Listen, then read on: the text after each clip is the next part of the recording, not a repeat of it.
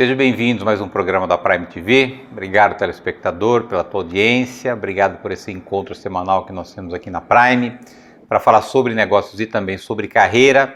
Tenho hoje a satisfação de receber o Fernando Ramos. Fernando é superintendente de TI da Copasa. Fernando, obrigado por ter aceito o convite, obrigado por ter se deslocado lá de BH, Belo Horizonte, Minas Gerais, até São Paulo para poder vir compartilhar a tua história, a tua trajetória profissional. Seja bem-vindo e mais uma vez obrigado. Eu que agradeço, Luciano, pela oportunidade. Espero poder contribuir um pouquinho aí com os telespectadores aí da minha trajetória. 30 anos de Copasa, 5 anos como superintendente, né? A gente estava falando um pouco antes do programa, uma vida, né, Fernando? Se puder compartilhar essa história com o nosso telespectador, como é que você começou na Copasa e tudo aquilo que você tem conquistado durante esses 30 anos. Sim, comecei relativamente cedo, né? Entrei para a Copasa em 1993. Antes da Copasa eu trabalhei numa outra empresa, sempre na área de tecnologia da informação. Eu me formei como técnico aos 17 anos de idade. Trabalhei 5 anos como desenvolvedor e analista e fiz um concurso despretensioso quando surgiu a oportunidade dentro da Copasa. Copasa para quem não conhece, é a Companhia de Saneamento de Minas Gerais. E aí, lá começou a trajetória de 93, como desenvolvedor de sistemas. Rapidamente fiz a transição para analista de sistemas e quando foi em 2005, aí sim eu fiz a transição para a carreira gerencial. Então, de 2005 até o momento, sempre em cargos gerenciais, né? E como superintendente de TI aí desde 2018, agosto de 2018, com muita satisfação e muita alegria. Agora, imagino que muita coisa mudou, principalmente quando se fala em tecnologia nos últimos 30 anos. Como é que era, como é que é hoje, como é que você está vendo essa evolução crescente no desenvolvimento da tecnologia, Fernando? Mudou bastante, né? A gente estava conversando aqui um pouquinho antes, nos bastidores aqui, né? Eu estava contando para o Luciano. Quando eu comecei, por exemplo, não existia internet, não existia o Windows. Então eu comecei ali em 1987, 88, fazendo programação, nem rede às vezes tinha, só grandes empresas que tinham os chamados terminais burros na época. Então eu estava contando para o Luciano, dava carga aqui num sistema de vendas, tirava um disquete no computador, carregava o outro para o sistema de ordem de serviço para a fábrica e assim ia. Então eu vi tudo isso ir acontecendo, né? As primeiras redes chegando nas empresas, o Windows chegando, internet chegando, então assim, uma longa história, digamos assim, né? O que você pode destacar como principais desafios que você precisou superar nesses 30 anos à frente da área de tecnologia da Copasa? O primeiro grande desafio foi a transição de carreira, né? A gente, numa carreira técnica, né, ali como analista, e surge a oportunidade de ir para a carreira gerencial, então esse foi um grande desafio, mas eu estava preparado, eu me preparei para isso. Eu fiz uma faculdade de administração de empresas, né, já vislumbrando uma possível transição de carreira.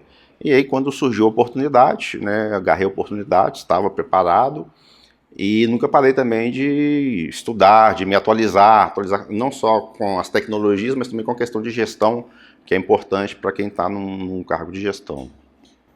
Falando da importância estratégica da tecnologia dentro da Copasa hoje, o que você pode destacar para nós, essa área tão relevante no meio corporativo? Imagino também no poder público também a essência da informação para tomada de decisão. Como é que a tecnologia hoje abraça a Copasa de uma maneira estratégica? Acredito que não só a Copasa, mas qualquer empresa hoje, né, dificilmente ela vive sem tecnologia, né? Qualquer objetivo estratégico que você traça dentro de uma empresa, sempre tem uma TI por trás. Você não tem hoje vendas sem TI, você não tem planejamento sem TI, você não tem acompanhamento de projetos sem TI, você não tem relacionamento com os clientes sem TI. Então, qualquer processo que a empresa hoje pensa, a TI está junto. Então, hoje a TI ela tem que andar assim, junto com o board da empresa, tem que estar ali acompanhando o planejamento, os objetivos estratégicos, porque ela sempre vai ser requisitada. Estava falando também nos bastidores sobre essa evolução tecnológica, né? 30 anos atrás, você imaginou que a gente hoje estaria nesse momento que a gente está quando se fala em tecnologia, Fernando? Ah, com certeza que não. Com certeza, assim, por mais que você esteja na área, é muito difícil de prever o futuro, né? Esperava, assim, quando surgiram as primeiras redes, uma boa evolução, assim, mas igual estamos hoje, né, com a inteligência artificial generativa aí, confesso que não imaginava, não. E sempre em tecnologia. Você nunca pensou em mudar de área? Como é que foi a decisão de começar a tua carreira em tecnologia e como é que você percebeu que esse de fato era um caminho que você ia seguir? Foi muito cedo. Com 13 para 14 anos de idade, na escola, foram lá oferecer um curso de programação de computadores. E na hora que eu vi aquela telinha verde projetada lá, eu apaixonei. Falei, é isso aí que eu quero para minha vida. Então, dali eu já fui fazer aí curso de programação, depois fiz um curso técnico, antes de ingressar na faculdade. E então foi meio que paixão à primeira vista com tecnologia. Mas o tempo vai passando, a gente faz uma faculdade de administração, a gente vai para essa área de gestão, né? Eu tenho muito prazer em fazer o que eu faço, de ser gestor na área de tecnologia, né? Mas também sempre aberto a outras oportunidades podem aparecer. Se eu for falar assim, eu penso em continuar como gestor de TI. Mas também estou preparado para mudanças. Já passou assim pela cabeça mudança de carreira e tudo, né? Mas acho que a paixão e a atração pela TI sempre prevaleceu até o momento. Agora, são quase 200 pessoas que estão debaixo da sua superintendência, né? É uma responsabilidade grande, não só quando se fala de tecnologia, mas também são 200 famílias, né? Como é que você lida como líder com tantas pessoas que dependem hoje da tua liderança, Fernando? É um desafio imenso, né? Procuro manter sempre assim um bom relacionamento interpessoal com todos, né? Muito respeito. Eu acho que em qualquer carreira de liderança ou não, a gente tem que respeitar muitas pessoas, desde o faxineiro que está lá na sua sala até o presidente do conselho de administração. Então, eu procuro ouvir sempre. Às vezes a gente tem que tomar decisões difíceis, faz parte da carreira do gestor, né? Às vezes você tem que fazer algumas substituições. Mas esse respeito pelos outros, por exatamente isso, entender que por trás daquela pessoa, daquele colaborador, tem uma família que às vezes depende dele, né? Então eu sempre, quando tem algum problema, eu busco primeiro conversar com a pessoa para entender o que está acontecendo, para dar uma oportunidade. E a gente carrega, não falo que a gente carrega esse peso nas costas, mas é uma responsabilidade muito grande. Você disse que você prestou um concurso despretensioso para entrar na Copasa, entrou, e quando você percebeu que a Copasa seria a empresa que você construiria a tua carreira, ou você foi aproveitando as oportunidades, foi planejado, como é que esses 30 anos se desenvolveram? Eu realmente fiz um concurso meio despretensioso, eu estava trabalhando numa outra empresa e não estava muito satisfeito. Fiz o concurso, passados uns 10 meses me chamaram, entrei como programador na época, né?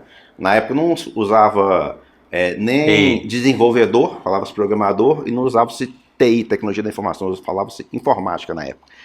E no início até cheguei a quase que me desligar da companhia, por pouco, né? A gente não se desligou lá.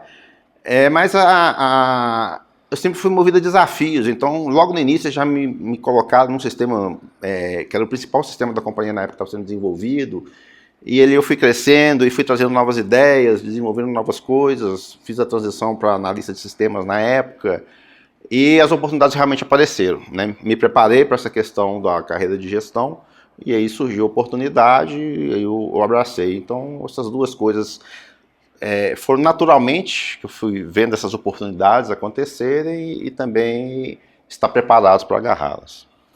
Para o nosso telespectador conhecer um pouquinho o tamanho da Copasa, quantos colaboradores tem, é uma empresa, apesar de estatal, muito bem organizada, com governança corporativa, com conselho de administração. O que você pode compartilhar da Copasa para nós? Isso mesmo. A Copasa, né, a Companhia de Saneamento de Minas, a gente atua basicamente no estado de Minas Gerais. Nós não atendemos todos os municípios, mas a grande maioria, são quase 600 municípios aí com serviços de abastecimento de água. Temos também quase metade disso aí com sistema de esgotamento sanitário, coleta, em alguns casos, tratamento do esgotamento. A gente tem cerca de 12 milhões de clientes, somando tudo, abrangendo uma população de quase 20 milhões de pessoas. A Copasa tem 10.500 empregados, fora os terceiros, né, que a gente tem muito terceirizado também, muitas empreiteiras trabalhando. Esse ramo de saneamento à saúde, é uma responsabilidade muito grande. Estamos aí numa situação agora, né, para quem conhece um pouquinho, o marco do saneamento, que saiu há pouco tempo. Então, antes a empresa poderia fazer contrato direto com os municípios, que são os donos da concessão do serviço de saneamento.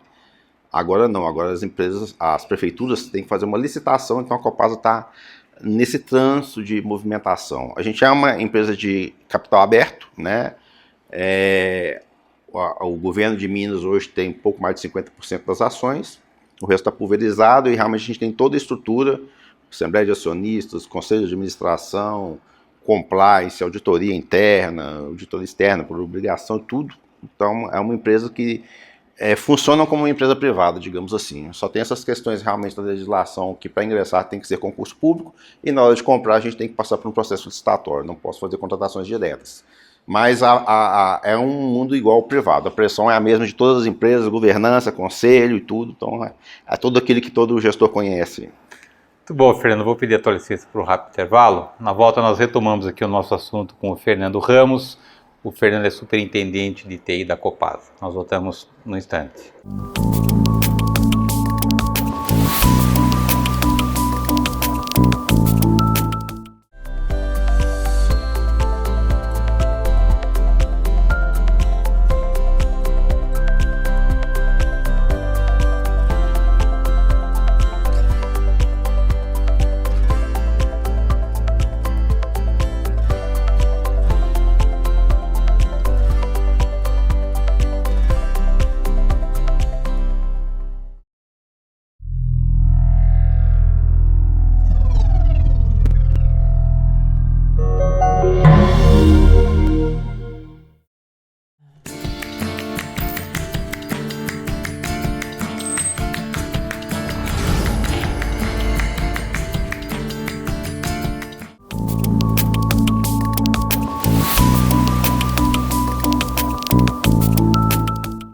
Voltamos. Nosso convidado de hoje é o Fernando Ramos. O Fernando é superintendente de TI da Copasa. Terminamos o primeiro bloco falando do tamanho da Copasa.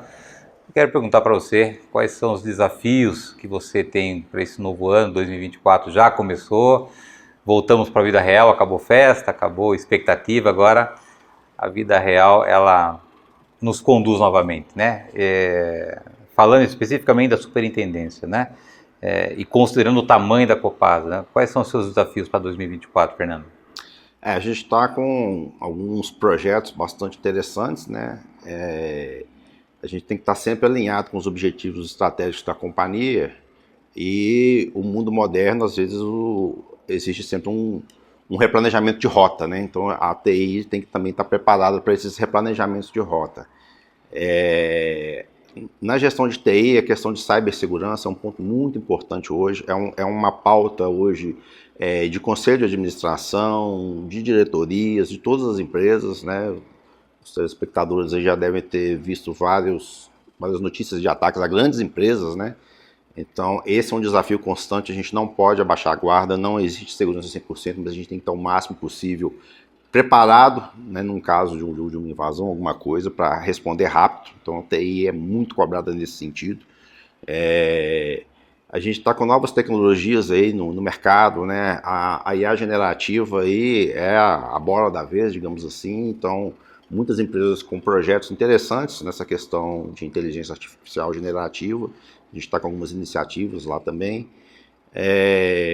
Esses são basicamente assim, digamos, os grandes desafios do momento, né? Para aquilo que vai aparecendo no meio do caminho, né? Exatamente, Luciano, exatamente. Vai aparecendo, a hora que você menos espera, aparece uma novidade no mercado, a gente tem que ter muita responsabilidade, muito cuidado, né, como gestor de TI, que não é porque saiu uma coisa nova que você tem que largar o velho fora e correr para a nova. Não é assim, você tem que testar. As grandes empresas têm muitos legados ainda antigos e tem novas tecnologias também, e às vezes você tem que fazer tudo isso conversar entre si, né? Então são desafios consideráveis aí. Mais ou menos quantos usuários você tem de tecnologia na Copasa? A Copasa, como eu disse, ela tem 10.500 empregados, mais os colaboradores, mas tem muita parte operacional, mas conectados diretamente na rede, A gente tem cerca de 7 mil colaboradores, mas a gente tem também as equipes de campo, fazendo leitura, usando sistemas que conversam com a nossa rede, as equipes que prestam serviço de rua, de fazer novas ligações de água, manutenções. Também nós temos sistemas que conversam com sistemas corporativos, além da população, né, que tem disponível para ela o app, a página na internet, o atendimento por WhatsApp, tudo isso é conectado aos sistemas. Então, eu te falo, se somar essa parte externa, a gente bate na casa de mais de 1 milhão de usuários. 2020, exatamente no mês de março, a gente foi surpreendido aí com uma pandemia, né? Tecnologia acabou em muitas situações, não digo salvando, mas sendo um caminho estratégico para que as empresas não parassem, né? O que passa na tua cabeça, março de 2020, quando que você recebeu a informação de que, cara, ninguém trabalhava, vai para cá? Como é que você reorganizou a tua estratégia em 2020? Vou te falar que no dia do boom, da bomba, né, que assim, estourou, eu nem estava no Brasil, estava de férias na Argentina, passeando, toco o telefone, cara, temos que mandar todo mundo para casa. Como é que nós vamos fazer, né? E aí tem um time, né, o time que está comigo, um time muito estruturado, de muita confiança minha. A gente tinha já uma solução que a gente usava para acessos remotos, né, mas mais para o pessoal de TI, para alguns colaboradores poucos. Cara, nós temos que virar e vamos fazer assim, lá por telefone, meu time lá trabalhando, e deu certo, a gente colocou todo mundo em casa, né? E como todas as empresas, né, passaram, algumas conseguiram fazer rápido, a gente conseguiu uma virada rápida, teve empresas que teve um pouco mais de dificuldade, não estava preparada, mas foi até uma questão bacana, porque as Big Techs também, que tinham essas soluções, elas meio que disponibilizaram para quem não tinha as soluções gratuitamente, no sentido solidário, de ajudar todo mundo, cara, vamos, né, fazer o mundo continuar girando. Então foi um desafio imenso, e depois o retorno também, né, outro desafio, né. Você faz a ida, agora tem a volta. Pô, a gente já acostumou que não tem que voltar, temos que preparar, mas foi desafiador, mas graças a Deus vencemos essa etapa. Como é que vocês trabalharam? Porque não é trabalhar em casa, né? Você tem vários reflexos, tem que ter a máquina, o colaborador tem que ter um ambiente, tem que ter uma rede. Como é que vocês lidaram com esses fatores tão importantes para poder proporcionar a possibilidade remota de trabalho? Como eu disse, a gente já tinha uma solução para um acesso remoto, que a gente chama aí de uma rede privada conhecida como VPN no mercado. Os colaboradores que tinham equipamentos em casa, que poderiam usar, né, nós concedemos esse acesso, fizemos um tutorial, explicamos para ele como usar, e aí no próprio equipamento deles, tendo uma internet, eles conseguiam se conectar. Para aqueles que não tinham equipamento em casa, mas que precisavam trabalhar, a companhia ofereceu alguns notebooks para esses colaboradores, e foi até rápido, assim, né, assim, como a gente já conhecia um pouquinho, já tinha essa situação, assim, para alguns colaboradores, foi relativamente rápido, e todo mundo, né, mesmo quem não gostava de TI, teve que aprender a se virar nos 30 ali, né, então posso dizer que transcorreu bem. Você ficou lá na Argentina, quando você voltou, estava tudo resolvido, é isso? Quase isso. Eu quase fiquei preso. Eu voei no último dia, o aeroporto lotado, aquela confusão, eu estava com a passagem. Eu voei num dia de volta, no outro dia fechou o aeroporto. Quase que eu fico preso lá. Mas quando eu voltei, já estava assim, bem organizado, por telefone também, conversando com o time. A sua viagem foi para o espaço. A viagem ali acabou, né? Mas eu já tinha aproveitado uns 4, 5 dias, já estava de bom tamanho. Nós falamos um pouquinho sobre a Prime, sobre a especialidade da Prime em Network Profissional, essa missão que a gente tem de disseminar o Network Profissional no Brasil. Olhando para a tua carreira, o quanto que os relacionamentos foram importantes, o quanto eles estão sendo importantes, e olhando para o futuro, como é que você avalia a relevância do Network Profissional na carreira do executivo, Fernando? É fundamental, assim, network é tudo, né? Como a Prime prega muito, não é sair fazendo network, uma lista imensa, não, mas é você ter conexão com aquelas pessoas que são importantes para você e que você é importante para elas também, né? Então, eu tenho uma boa rede de relacionamentos, né, interna na Copasa, procuro relacionar bem com os meus subordinados, com meus pares, com meus superiores, mas fora da companhia também, né? Então, eu participo muito de fóruns, dentro e fora do Brasil, com gestores de TI, com grandes fornecedores. Os fornecedores também são muito importantes, você tratá-los bem, que eles sempre têm novidades para trazer para você. Então a gente procura manter essa rede, e a gente de TI, a gente se ajuda muito no mercado. Então os gestores de TI, normalmente a gente faz muito benchmark, muita troca de informação, a gente tem grupos, cara, tô precisando disso aqui na empresa, você já passou por isso, sempre tem alguém que já passou, indica, então a gente mantém essa conexão. Falamos da Copasa, falamos da sua trajetória, vamos falar um pouquinho do Fernando. Família, lazer, o que você pode compartilhar conosco do Fernando CPF? Assim, prezo muito pela família, né? Hoje, isso não é fácil, mas eu consegui já há alguns anos, um trabalho que eu fiz, separar bem, procurar não levar problemas familiares para dentro da empresa e nem problema da empresa para lá para minha casa. Então, eu consigo separar isso muito bem. Óbvio que quando a gente está falando de TI, eu tenho virada de sistema no final de semana e tudo, mas eles são coisas que acontecem, algum problema, né? Mas, no geral, eu consigo separar isso bem. Prezo muito para a família, amo minha família, minha esposa, meus filhos, né? Agora já estão grandinhos, 24, 20 anos. Então, Dois. Um acaba formando em administração, o outro fazendo publicidade, tem uma banda de música de rock lá. Então, nada de tecnologia. Nenhum dos dois quis seguir. Nenhum dos dois quis seguir tecnologia. Conselho do pai? Não, eu até queria, né? Porque a gente tem um relacionamento muito bom, mas eu deixei eles sempre à vontade para fazerem o que gostam, escolher suas opções, né? Então, gosto de estar em casa, né? Nas minhas férias, gosto de viajar com a família. Agora os filhos cresceram, nem sempre dá para conciliar a agenda, né? Mas de viajar com eles, eu com minha esposa, a gente também faz trabalhos, né, na igreja que a gente frequenta, católica, a gente participa de movimento de casal, equipe de Nossa Senhora e outras coisas, ajudando outras pessoas, outros casais também, e por aí vai, né, muito bom. E aí adoro ir pro campo ver meu time, o Galão da Massa lá, então quando eu posso estou presente lá no estádio, lá, a turma até já me conhece lá.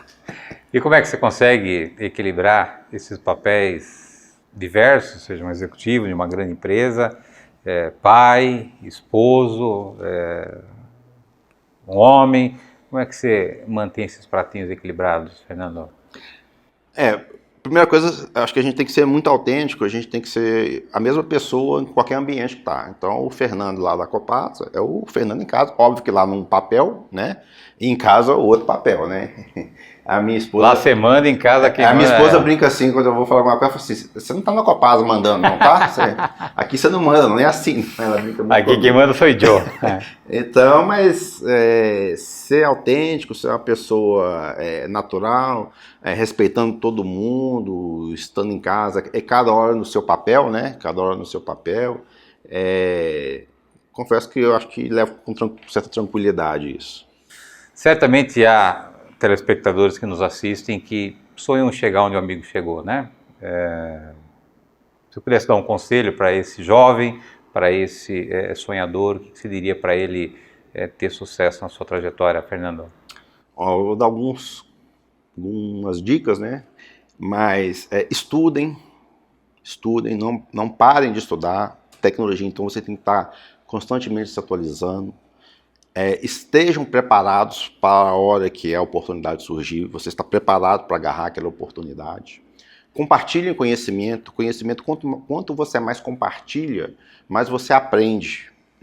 Mantenha um bom relacionamento interpessoal com as pessoas, mantenha uma boa rede de conexão, né, com as pessoas.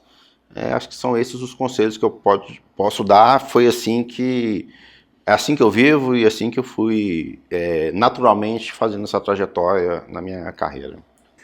Prazer em conhecer o amigo, obrigado mais uma vez pelo teu prestígio, por ter se deslocado de Minas até aqui São Paulo para prestigiar a Prime TV. Convite é permanente para que o amigo esteja conosco, sempre que tem alguma novidade, quer seja da Copasa, da sua carreira, o convite é permanente para estar conosco. Fernando, obrigado. Prazer. Eu agradeço, Luciano, muito obrigado a todos, obrigado. Obrigado, telespectador, pela tua audiência, obrigado por esse encontro semanal que nós temos aqui na Prime. Lembrando que o programa Inédito vai ao ar toda terça-feira, 9h30 da noite. Eu aguardo vocês na próxima semana. Até lá.